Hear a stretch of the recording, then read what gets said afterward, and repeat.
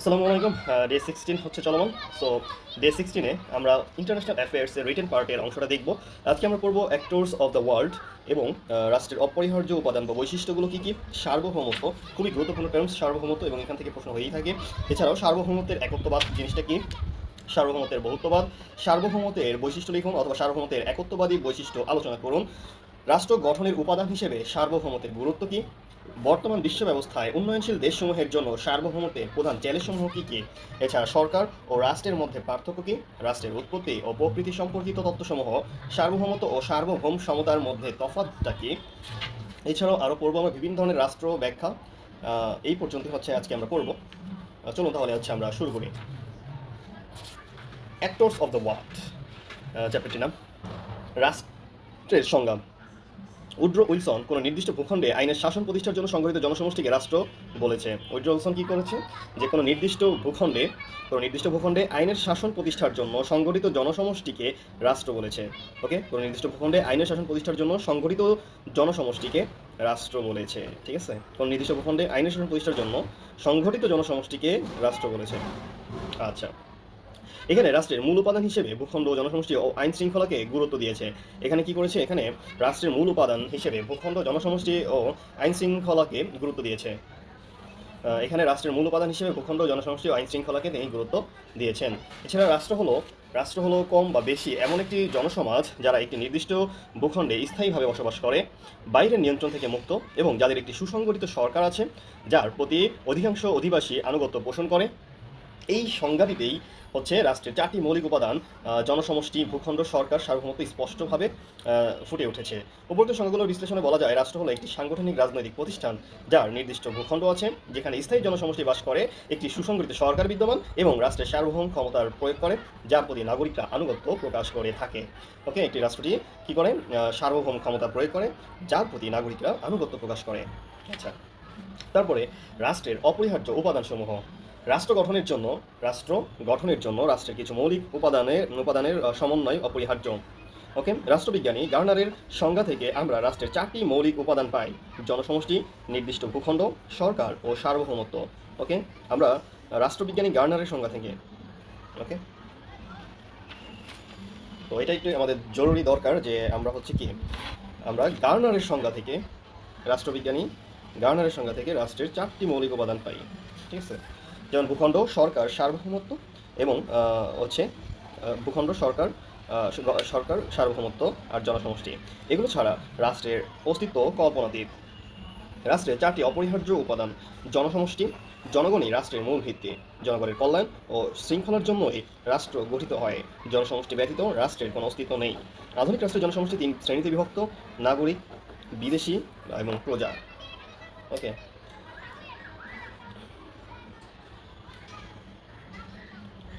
আচ্ছা, তো নির্দিষ্ট ভূখণ্ড, রাষ্ট্রের একটি নির্দিষ্ট ভৌগোলিক সীমানা থাকে যা আবশ্যক। জনসমষ্টি কোনো নির্দিষ্ট ভূখণ্ডে স্থায়ীভাবে বসবাস না করলেও তাকে রাষ্ট্র বলা যায় না। এই ভূখণ্ডে অন্তর্ভুক্ত স্থলভাগ, জলভাগ, বায়ুমণ্ডল, আকাশসীমা, উপকূল, নদী ও পাহাড়, সরকার এগুলো থাকে। আর তিন, সরকার। রাষ্ট্রের বিমূর্ত রূপের বাস্তব প্রতিফলন হলো সরকার। অধ্যাপক গার্নার বলেছেন রাষ্ট্রের প্রতিনিধি বা যন্ত্র হলো সরকার। ওকে, রাষ্ট্রের প্রতিনিধি বা যন্ত্র হলো সরকার। সরকারের কাজ হলো রাষ্ট্র পরিচালনা, আইন প্রণয়ন, বিচার, প্রশাসন কার্যকর করা। সরকার বিভিন্ন রূপে বিদ্যমান হতে পারে। ওকে, অর্থাৎ গার্নার বলেছেন রাষ্ট্রের প্রতিনিধি বা যন্ত্র হলো সরকার। রাষ্ট্রের প্রতিনিধি বা যন্ত্র হলো সরকার।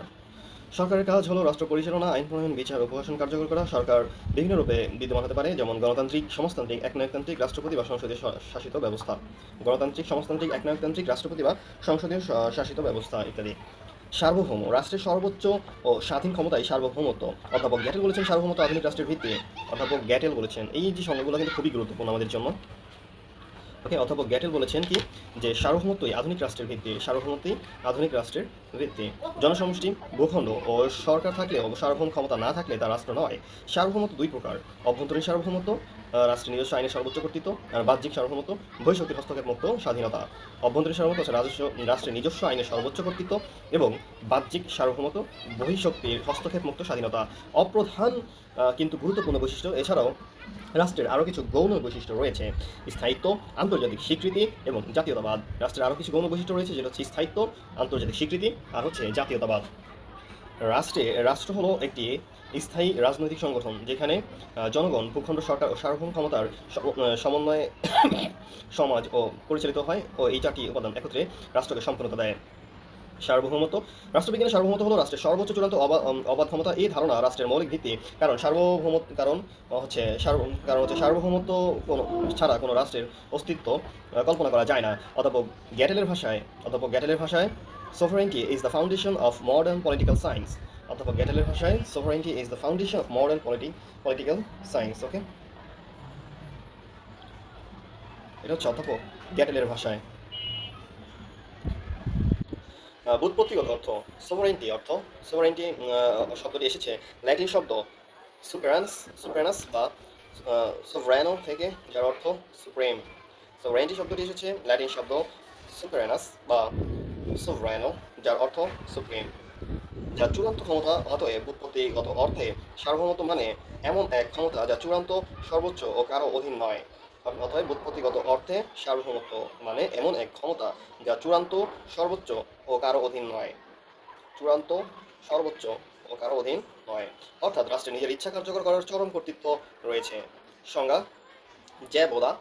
ওকে, সোভারেন্টি বলেছেন যে sovereignty is the supreme power over citizens and subjects understand by law. অর্থাৎ নাগরিক ও প্রজার উপর এমন এক চূড়ান্ত ক্ষমতা যা অন্য কোনো আইনের দ্বারা সীমাবদ্ধ নয়। নাগরিক ও প্রজার উপর এমন এক চূড়ান্ত ক্ষমতা যা অন্য কোনো আইনের দ্বারা সীমাবদ্ধ নয়। নাগরিক ও প্রজার উপর এমন এক চূড়ান্ত ক্ষমতা যা অন্য কোনো আইনের দ্বারা সীমাবদ্ধ নয়। সার্বভৌমত্বের মূল বৈশিষ্ট্য সম্পর্কে আমরা জানবো। এটি চরম ও অবাধ ক্ষমতা, রাষ্ট্রের আইন প্রণয়নের চূড়ান্ত অধিকার প্রদান করে, রাষ্ট্রের অভ্যন্তরীণ ও বাহ্যিক স্বাধীনতা নিশ্চিত করে। সার্বভৌমত্ব অবিভাজ্য, স্থায়ী ও অর্পণযোগ্য নয়। এটি চরম ও অবাধ ক্ষমতা, রাষ্ট্রের আইন প্রণয়ন চূড়ান্ত অধিকার প্রদান করে, রাষ্ট্রের অভ্যন্তরীণ ও বাহ্যিক স্বাধীনতা নিশ্চিত করে, রাষ্ট্রের আইন প্রণয়ন চূড়ান্ত অধিকার প্রদান করে।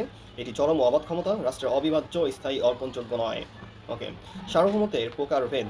অভ্যন্তরীণ সার্বভৌমত্ব, ইন্টারনাল সোভারেন্টি, রাষ্ট্রের অভ্যন্তরে নাগরিক ও প্রতিষ্ঠানের উপর চূড়ান্ত আইনগত ক্ষমতা। আইন ভঙ্গকারীর বিরুদ্ধে শাস্তি প্রদানের অধিকার রাষ্ট্রের। অভ্যন্তরীণ সার্বভৌমত্ব হচ্ছে এটা, যে রাষ্ট্রের অভ্যন্তরে নাগরিক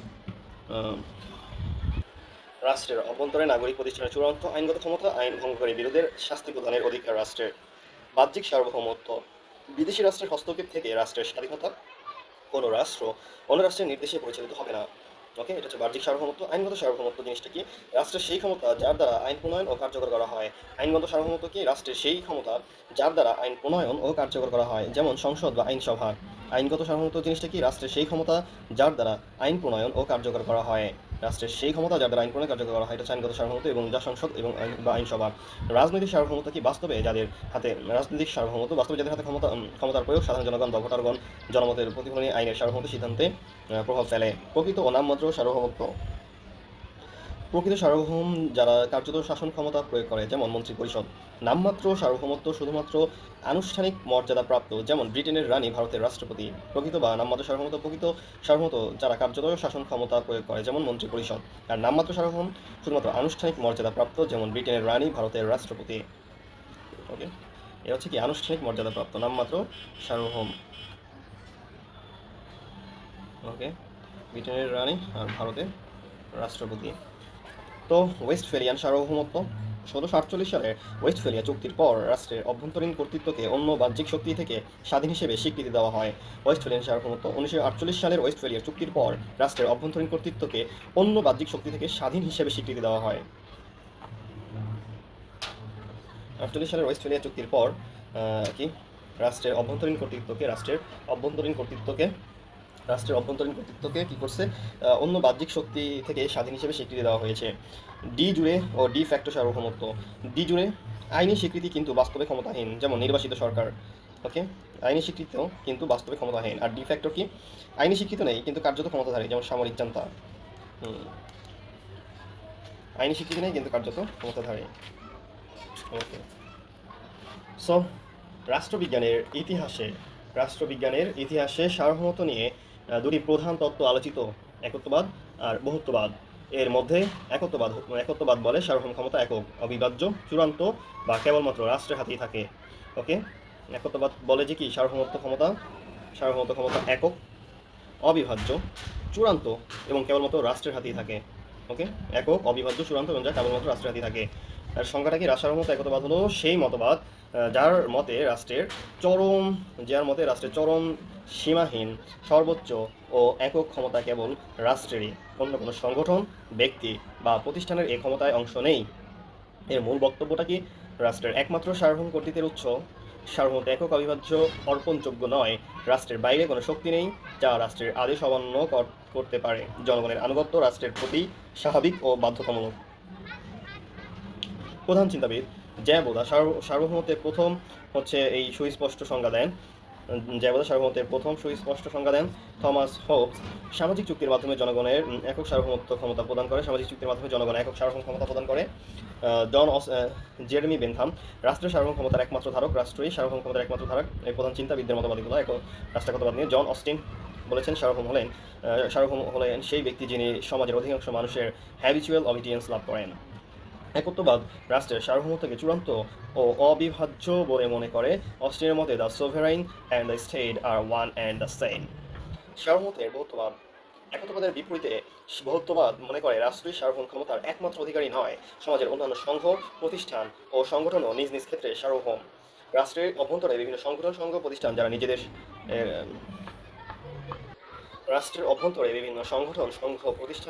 যারা নিজেদের স্বার্থে স্বতঃস্ফূর্তভাবে কাজ করে এবং নিজস্ব নিয়ম দ্বারা সদস্যদের নিয়ন্ত্রণ করে, তাদের সার্বভৌম ক্ষমতাকে স্বীকৃতি দেওয়ার মতবাদই হলো সার্বভৌমত্বে বহুত্ববাদ।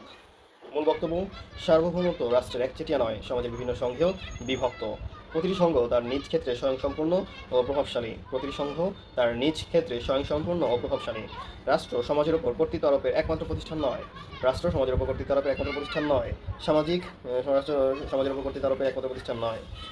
সার্বভৌম রাষ্ট্র একচেটিয়া নয়, সমাজের বিভিন্ন সংঘেও বিভক্ত।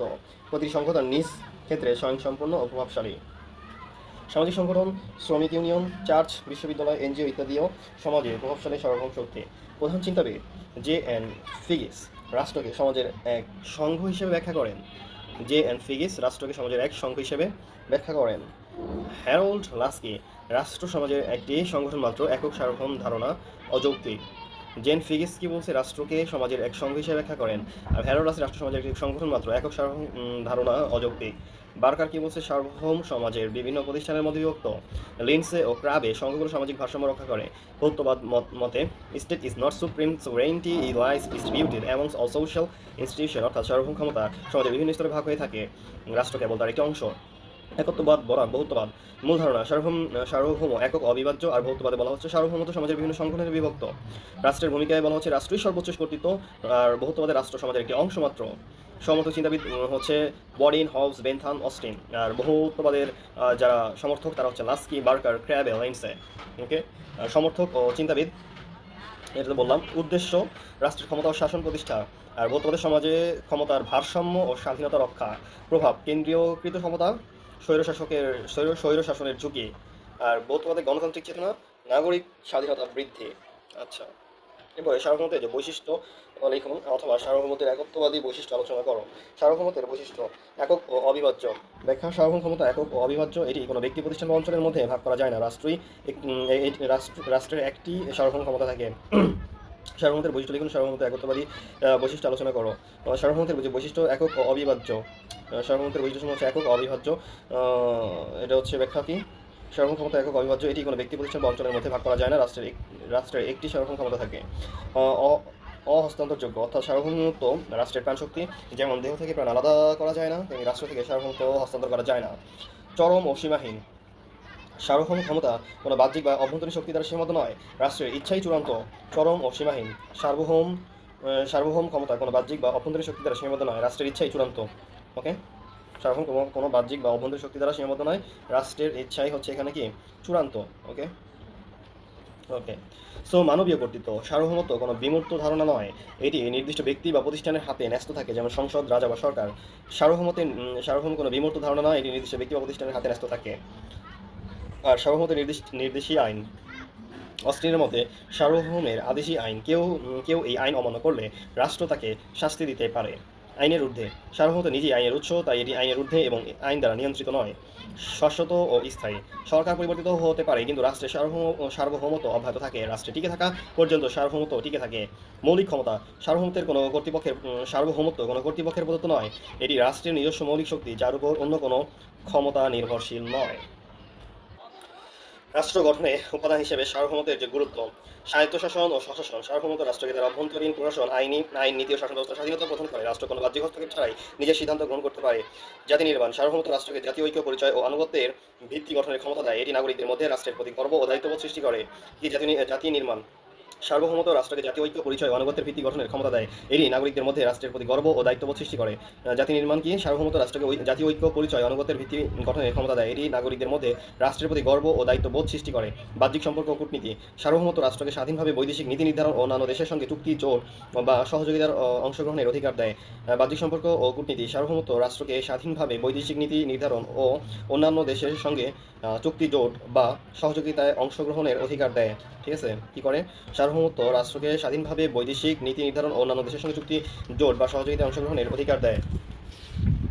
আঞ্চলিক অখণ্ডতা রক্ষা সার্বভৌমত্ব রাষ্ট্রের সীমান্ত ও ভূখণ্ডকে বৈধতা দেয় এবং অন্য রাষ্ট্রের হস্তক্ষেপ থেকে সুরক্ষা প্রদান করে।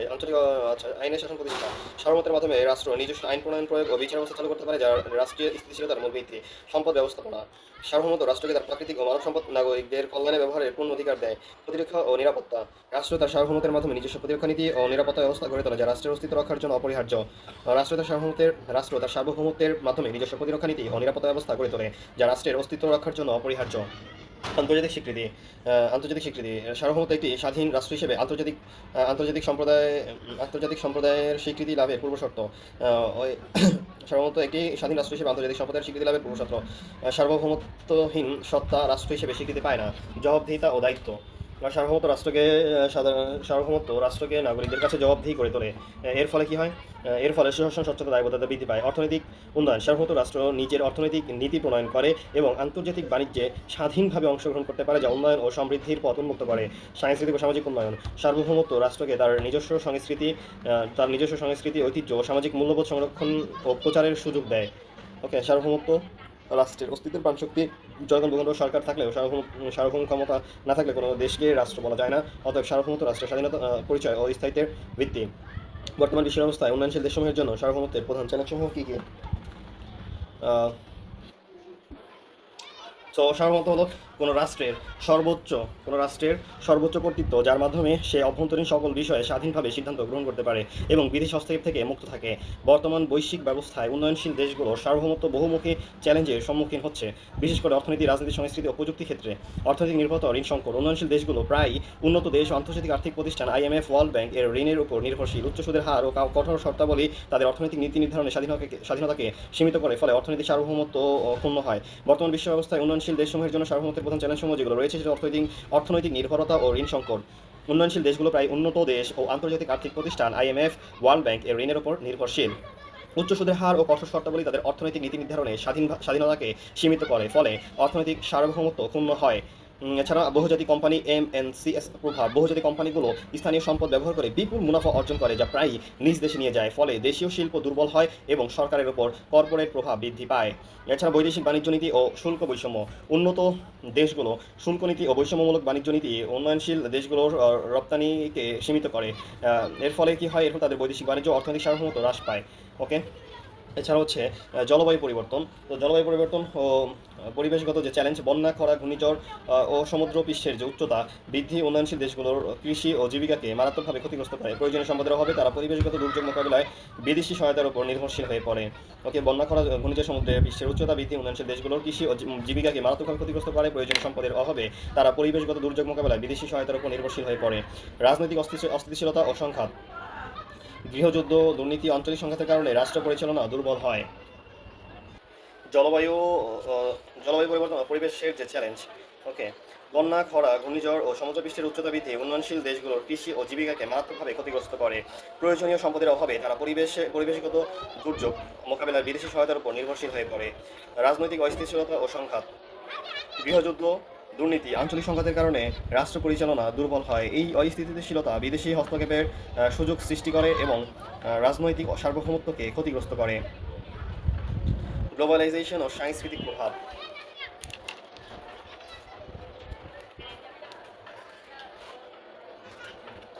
গ্লোবালাইজেশনের ফলে গ্লোবালাইজেশনের ফলে কি হয়? গ্লোবালাইজেশনের ফলে সাংস্কৃতিক যে মূল্যবোধ ও জীবনধারার প্রভাব বৃদ্ধি পায়। এতে স্থানীয় সংস্কৃতি ঐতিহ্য ক্ষতিগ্রস্ত হয় এবং সাংস্কৃতিক সার্বভৌমত্ব হুমকির মুখে পড়ে। প্রযুক্তিগত নির্ভরতা, এতে সংস্কৃতির ঐতিহ্য ক্ষতিগ্রস্ত হয়, সাংস্কৃতিক সার্বভৌমত্বের মুখে পড়ে। প্রযুক্তিগত নির্ভরতা, উন্নয়নশীল দেশগুলো উন্নত দেশের প্রযুক্তি জ্ঞান ভিত্তিক সম্পদের উপর নির্ভরশীল, ফলে তারা প্রযুক্তিগতভাবে স্বনির্ভর হতে পারে এবং প্রযুক্তিগত সার্বভৌমত্ব সীমিত হয়। জনসংখ্যা বৃদ্ধির চাপ, দ্রুত জনসংখ্যা বৃদ্ধি শিক্ষা, স্বাস্থ্য, খাদ্য, অবকাঠামোর উপর অতিরিক্ত চাপ সৃষ্টি করে, ফলে রাষ্ট্রীয় সম্পদ সংকুচিত হয়ে সার্বভৌম সিদ্ধান্ত গ্রহণ প্রক্রিয়া প্রতিবন্ধকতা তৈরি হয়।